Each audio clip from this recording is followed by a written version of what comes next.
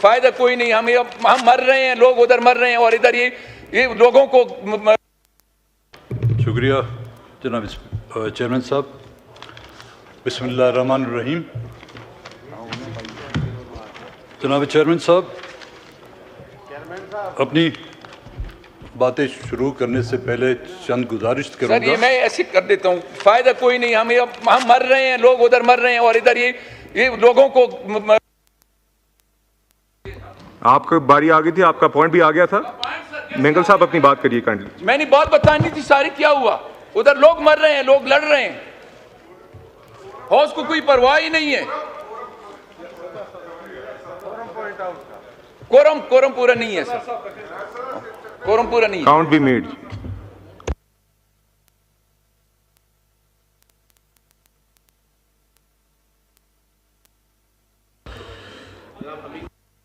हमीद साहब का mic on करें जी। कोरम पॉइंट आउट कर रहा हूं सर। Count be made.